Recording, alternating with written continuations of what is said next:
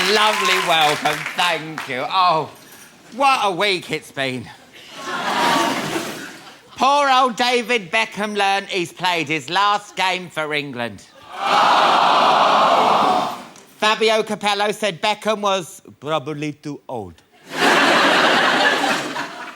In fairness, though, Fab, a lot of the other players are probably too shit. They are, aren't they? What was he thinking? Talk about a backlash. The only way Capello could have misjudged the mood of the nation more was if he'd made the announcement astride a parasailing donkey wearing Princess Diana's wedding dress. Wasn't it? Oh, there were reports of screaming and breaking glass coming from the Beckham house shortly after Capello's interview. So either Beck's kicked the telly in or Posh is back in the recording studio. I don't know. I don't know.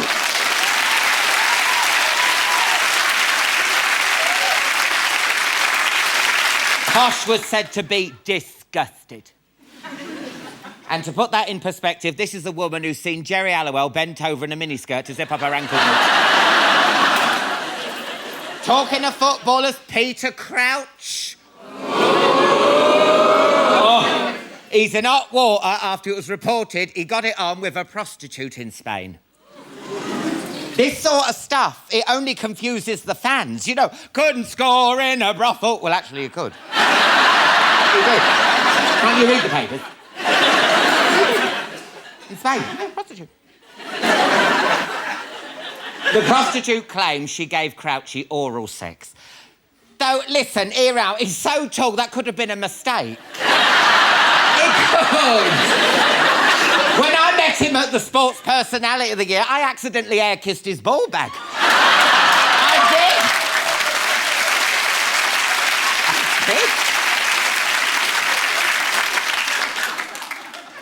Now I think about it, maybe that wasn't his hand I was shaking.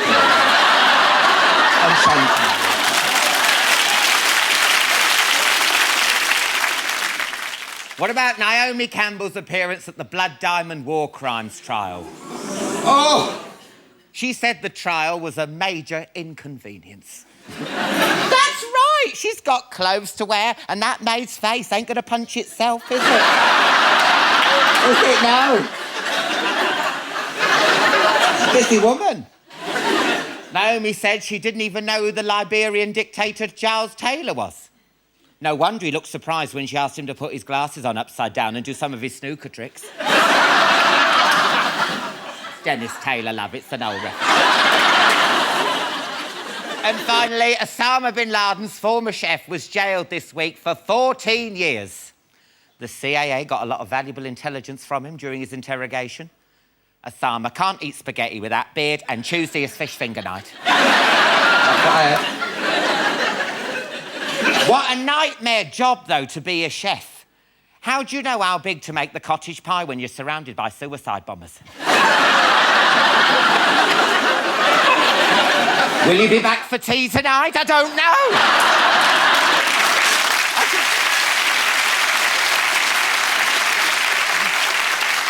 What a lineup we have for you tonight. She's Barnett's answer to Beyonce. Pray hallelujah, because X Factor winner Alexandra Burke will be here to chat and sing. Yes. There's a little and large it's okay to laugh at. Ricky Gervais and Stephen Merchant will be dropping by. Oh, yes. But first, she scaled the heights in Good Will Hunting. Now she's exploring the deep in her new BBC drama. It's Minnie Driver!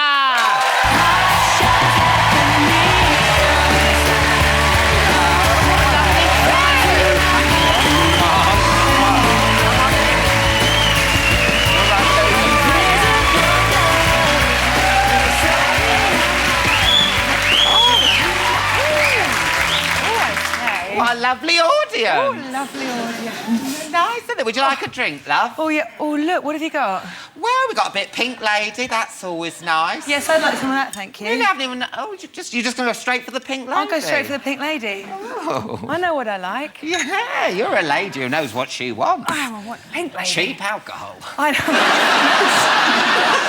know. Do you normally drink Pink Lady? No, I've never drunk it before. I just like the sound of it. Oh, look at those bubbles. Look at that. And there's nibbles there, twiglets. Oh, when they get stuck in my teeth. Do they?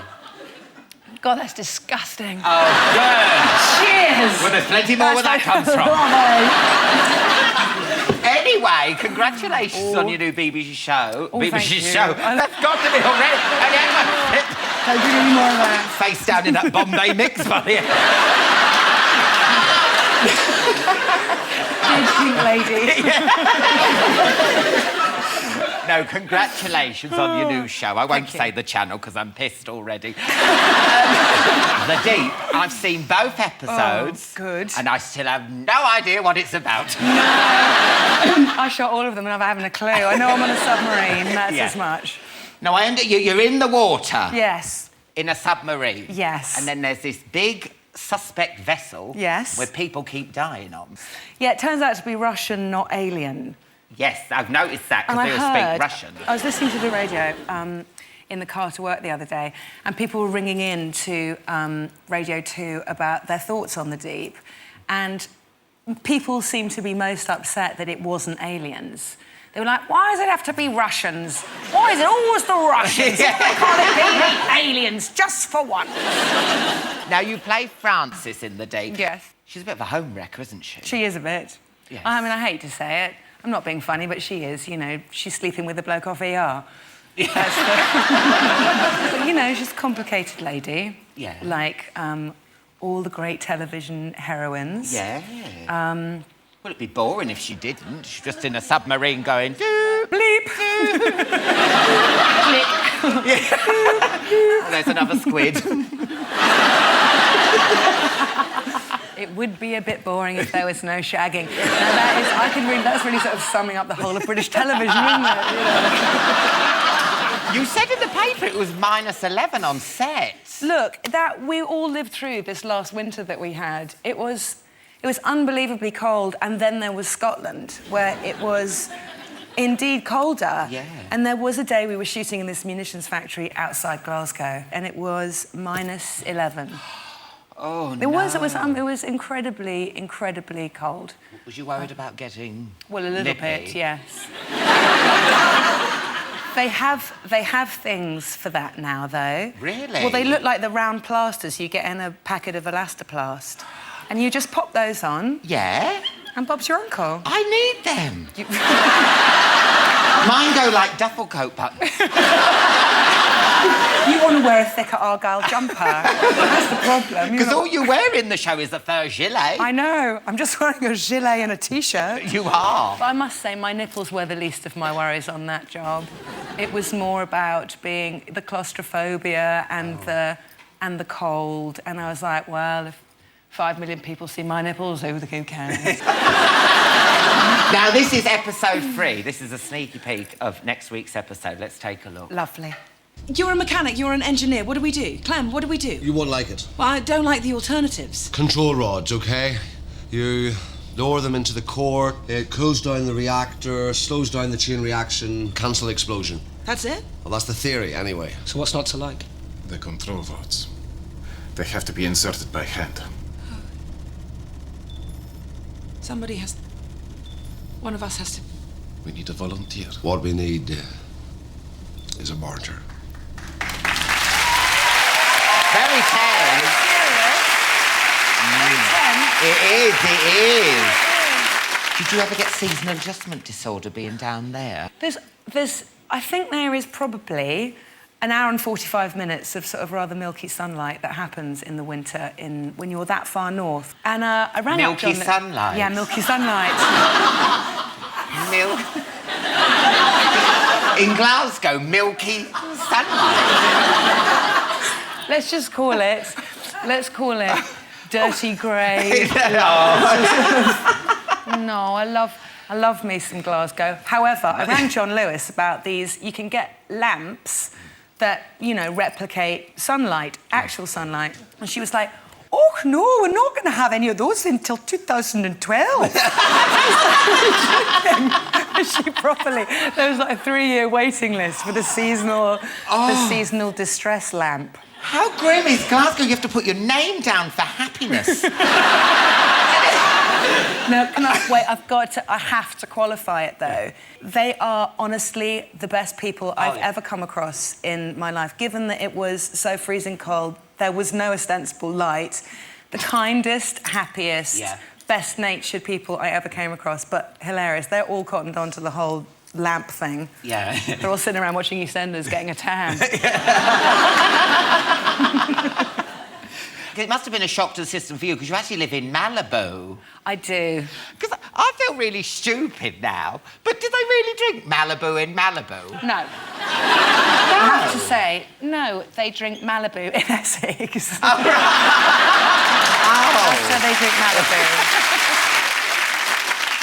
You live in a trailer, though, don't you? Do you live in a trailer? Well, I live in it's a mobile home park. Oh, OK. And I do. I live in a double...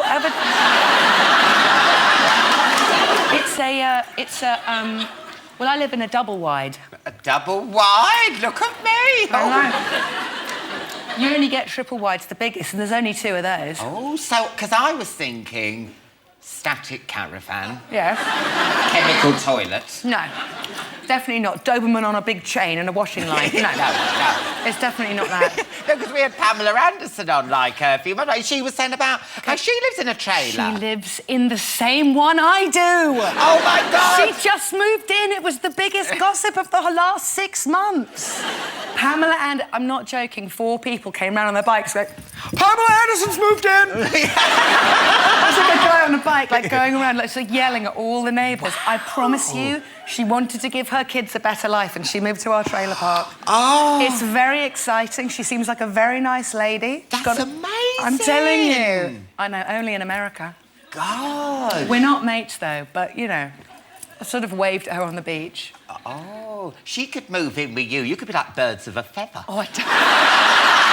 Wait, hold on. Which one am I?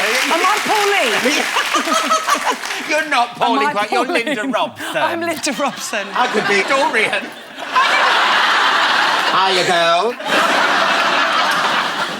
Do you miss anything in England when you're over there? Yeah, I miss my mates. I miss my family. I miss sort of the going down the pub after work, particularly in the summer, sort of sitting outside. I do miss all of that. And Posh and Becks are opening a British-style pub in LA. Are they really? Yeah, it's going to be all like fish and chips, steak and kidney pie. I want to see her eat it before I'll go there. All right. I do. I want to see the stamp of approval. Yeah. Shoveling chips. That'd be I really don't know funny. if she'll be serving the hot pot behind the scratching her tit. All right. I mean, I don't think it's going to be that authentic. Oh, I won't bother then. Give it up for Minnie Driver, everyone. Thank you. That was so much fun. After the break, Alexandra Burke and Ricky Gervais and Stephen Merchant will be here. I'll see you in part 2.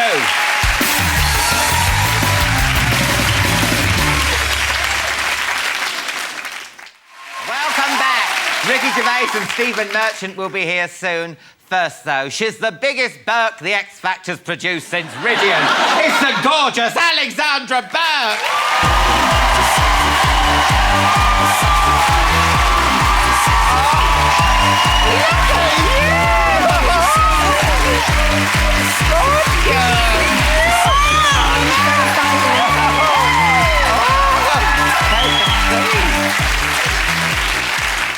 Now, Alex, I've got to ask you this. Yes. Are you on heat?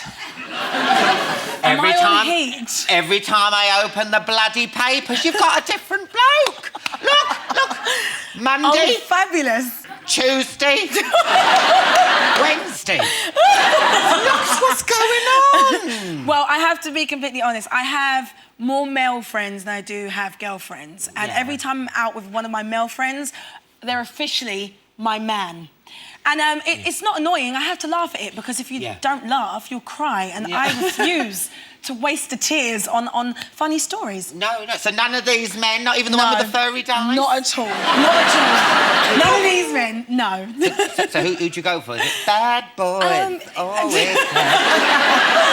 Well, if you know any, I'd like you to introduce them, please. Thank you. Oh, OK. But I do go for a bad boy, and it's awful, but I do, and I'm proud of it. That's why I have a song about it. Yes. Now, you've been spotted with Danny Cipriani. What's going on there? He is just my friend. He's a very good person and a very nice guy, but just my friend. Do you kiss and cuddle your friends? No, we don't kiss and cuddle. I think friends should remain friends. Do you stick your tongue down the throat of a friend? Absolutely not. I do love him. I'm going to get a slap in a minute, aren't I? You might do.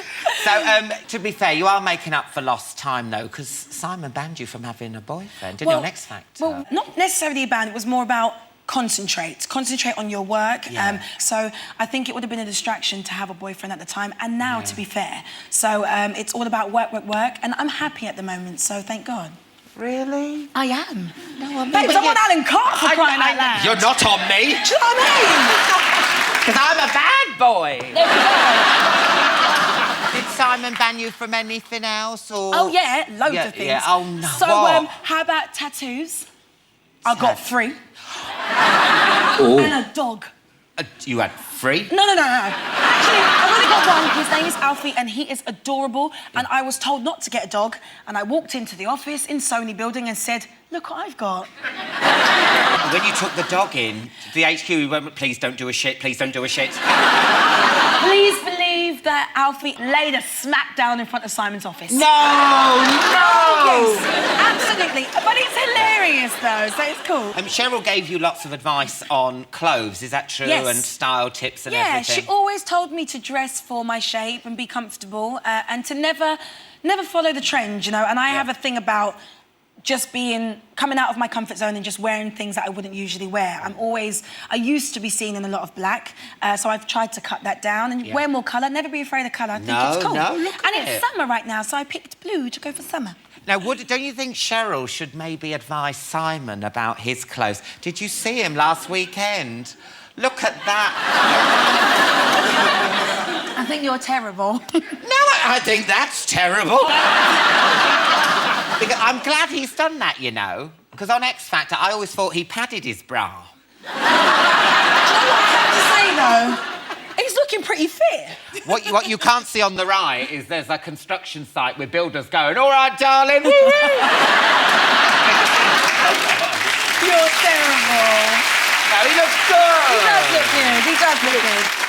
So, is there any rivalry between you and Leona Lewis? Not at all, no. And, you know, I used to get asked that question a lot before my album came out, actually. And my answer to that was, every time, wait till our music comes out. And now that it's come out, everyone sees we're very different, but, you know, we're both young ladies coming from the same show, and if I'm going to be compared to anyone, and if it's her, it's a blessing, because I think she's awesome. Oh, good.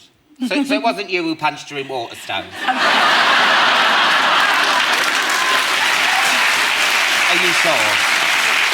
We've got CCTV footage of a woman who looks remarkably like you. No, it weren't me. And that was an awful situation she went through. I know it was. It was. I'm just clearing it up because people thought it was you. As Shaggy would say, it wasn't me. It wasn't me. Now, I've got to ask, you've got this name on stage, The Beast. Absolutely. I call myself The Beast on stage.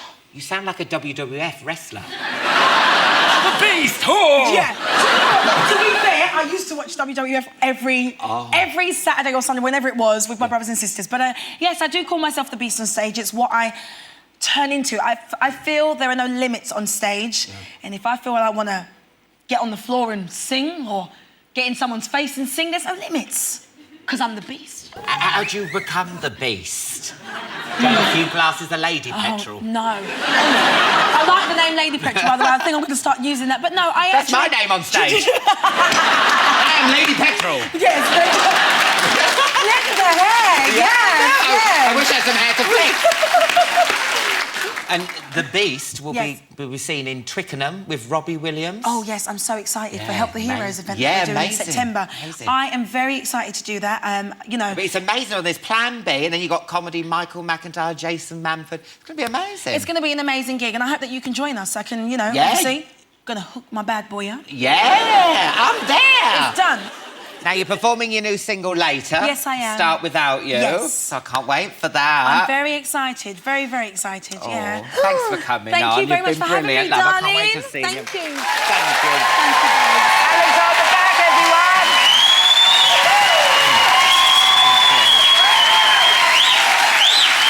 After the break, Ricky Gervais and Stephen Merchant will be here, so I'll see you in part 3.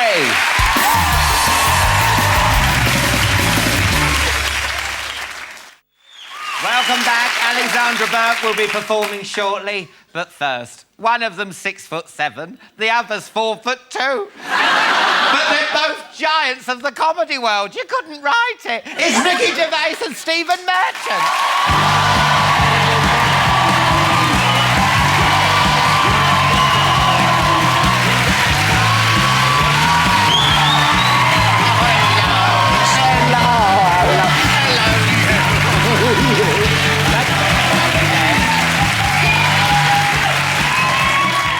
Oh, it's nice to have you back, and welcome to the show. Thank you very much for having me, yes. would Am you I in the like- right place? Oh, yeah, So, anywhere good? you Happy want. there? All love. right, good, all right. Jolly good. Of course you are, it's Alan Carr.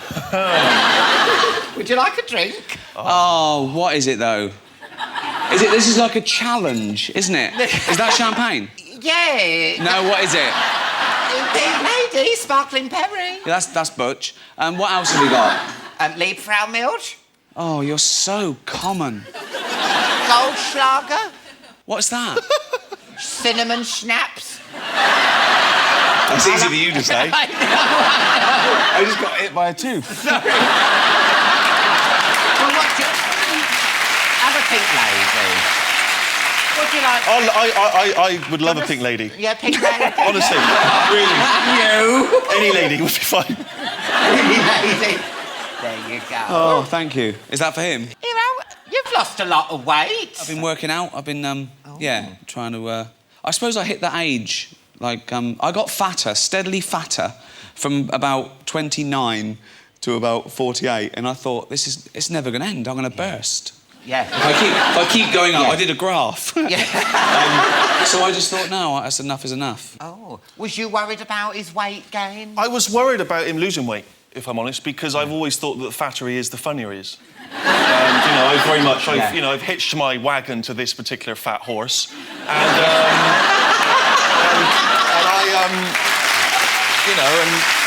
I would like to just milk him for, say, another 10 years, and then he could have a massive heart attack, but by that time... Yeah. When he says milk me, that's not an innuendo. Thanks. He's never milked me. Yeah. It's not that sort of relationship. Yeah, clarify that now. Yeah, You have not exactly, been milked No. by Stephen Merchant. Never, yeah. Sorry, Yeah. Sorry, are we talking about wanking, or...? No. Sorry, I was confused. Stephen, the Sorry. tea. I'm sorry, You've had one sip of pink I'm lady not- and you get all like that. I mean, you always work together. Do you ever go on holiday together? Fuck off! Jesus Christ. Can you imagine that? Oh, it would be horrible. Just think of the pictures. Me looking pretty cool and sort of tanned. Buff, now and buff. yeah. You're buff. And the thing, naked, he looks like one of those baby fish. You can actually see through his body.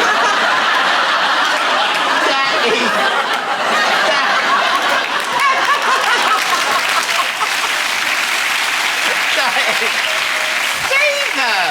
And he's a mate. Yeah. And Yeah. not everything is in proportion. It's a bit of a letdown. Yeah, it's a bit Mine's tiny, but you'd expect that, wouldn't you? I know, but mine's Yours it's is embarrassing. disappointing, yeah. No, it's humiliating, and it's annoying because everything, you know.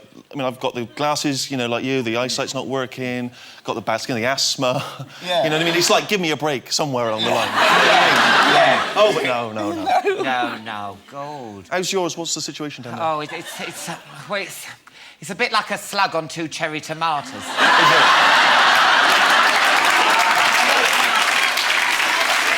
Yeah. I read somewhere that you've only got 6 friends. Is that true? And basically, I'm not surprised. No, the way you talk to him. No, my point was that I've kept my sort of old friends. It was a do like that. I don't really do this to be popular. You know, if you've got your that's friends. Working. No, if you've got your friends, it doesn't matter because people think they know you, but you don't. If you keep worrying about how you come across, that's your reputation, but your character is what you really are. And I just said, you know, all you need is 6 good friends, and I believe that. I think that's all you really need. Real close friends. That's all you need. Would you consider him one of your friends? Is he one of the 6? 7th. The 7th. To be honest, because I got about 200 friends. And I, mostly superficial. And I had a party recently, my birthday party. I did invite Ricky, 35th birthday party, and I said, do you remember I did invite you? I seem to remember. Yeah, he still invites me. Still invites. He's never turned up to any of my parties. He's never come to my house. Right. Look, the point is this, right? He started inviting me to parties when we first met. But when we first met, he was 22 and I was 35. So he's just like discovering hip-hop and parties, and I'm discovering I've got a favourite chair. So of course I said, it's like a bit weird, a middle-aged man hanging around with a gangly 22-year-old. He looked about 10 as well, like a beanpole with It did make me glass... look like a paedophile when we went walking. Oh, God! Oh, yeah. Particularly when you were holding my hand. I was scared of London when I first moved to London. He held your hand because you were scared of London? I was scared of London. I didn't hold his fucking hand, of course I Well, I don't know. didn't. Imagine that! He meets me, I go, come on, he's 22! Well, I don't know the ins and outs of your relationship. Well, we actually met when I offered him a job on XFM. I went to work for this local radio station, and I said, oh, you can have an assistant, and his was a CV first. Was top of the pile. Definitely, yeah. And I went, yeah, that'll do. But he was sort of the sensible one, because I was doing this job, and I was sort of blagging. I was a bit of a slob. What do you mean you were? Well, I've got better now, haven't I? And when we were writing The Office, he'd often sort of wake me up and say, come on, we've got to work. And I remember very often in the BBC canteen, he'd say, Rick, don't have 3 jumbo sausages, you'll fall asleep again. That's not a partner, that's a carer. Exactly. But I do have to monitor him. I'm like, I am like a carer in that way. He won't eat properly. Like remember when we were at the Golden Globes? Oh, yeah. Yeah. Well, we were on the way there. We were in a stretch limousine. Oh, nice. On the way to the Golden Globes. It's a pretty glamorous affair because the movie stars are there as well. Yeah. And we're there, we're all tucked up, looking good, and he goes, I'm feeling peckish. And I was furious with him because I told him to eat before we came out. Do you know what I mean? I said to him... So we're in the... He makes the limousine pull over into, like, a petrol station, right? And he goes inside to get something to eat. He comes back with a giant bag of what they call Cheetos or Cheerios. They're like Wotsits. Cheesy Wotsits. Yeah. So he's just eating a big bag Not of all Wotsits. down his suit. Orange dust all over his face. But I didn't know.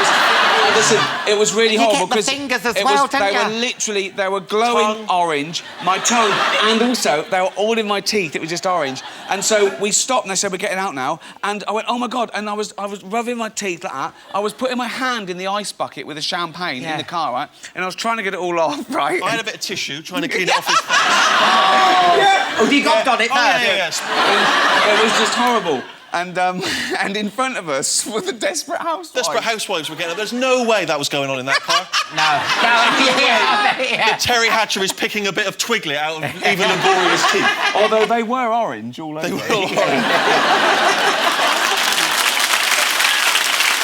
Let's talk about Cemetery Junction, which is out on DVD later this month. It's about you growing up in... Yeah, it's... No, it's not about you. It's sort of everything you do is sort of semi-autobiographical, you know.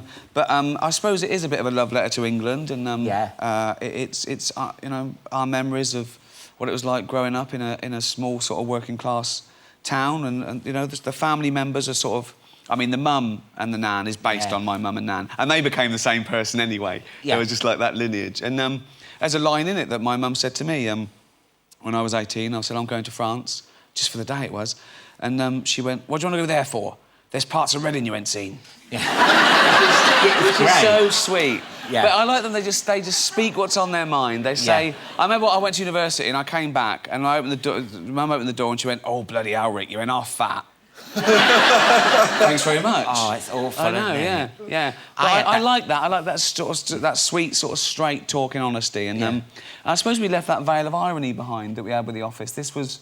Yeah, it's more straight down the line. You know, it's dramatic, I think. It's sort of, we describe it as like a feel-good drama. There is humour in there and there's laughs in it, but also we wanted to, you know, hopefully to make it quite moving in a way, you know, and maybe even bring a tear to the eye. I don't know if it did towards the end. Oh, for you. yeah, it was quite sweet, I think. Well, I won't say what at the end, but yeah. We've got a clip from Cemetery Junction. Do you want to take a look? Is that funny?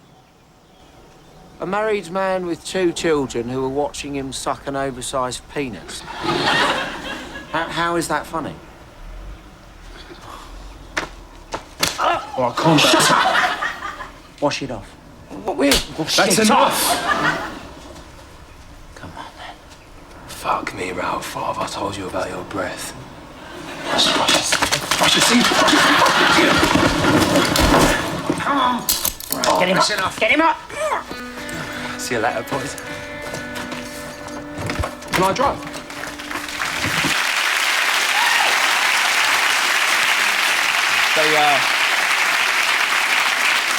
I remember that day. We shot that just outside, I think it was Shepperton or Pinewood, was it? The studio. But it was on a public highway. We had to put a billboard up. So every now and again, this, like, women with children would just walk past and look at it and go, "What's going on here?" And I'd hide, and they'd say, "It's just a film." They go, "Who's in the film?" They go, "Don't know.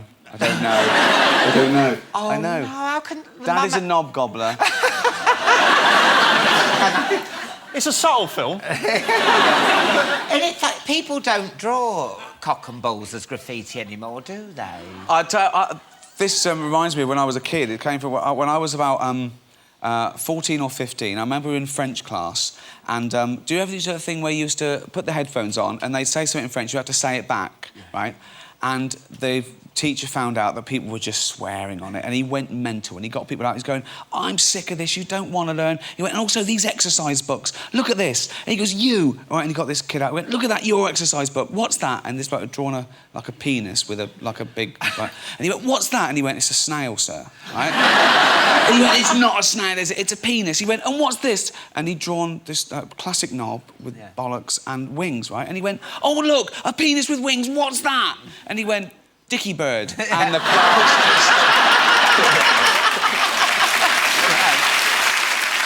Cemetery Junction. It's out at the end of this month on DVD. Yeah. Absolutely brilliant. Thank you, Stephen Merchant, Ricky Gervais. Thank you, that was so great. Thank you. That's it for tonight's show. A massive thank you to Minnie Driver and, of course, Ricky Gervais and Stephen Merchant. On next week's show, I'll be joined by Phil Jupiter, Gary and Danielle Lineker and Drew Barrymore, and there'll be music from Goldfrapp. But now, performing Start Without You, it's Alexandra Burke. Unleash the Beast!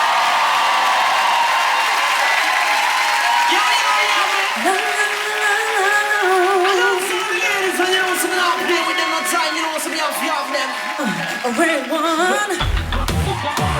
Alexandra. Hey, I'm like a beast. Hey, I'm like a beast. Just the record, I'ma start a stampede.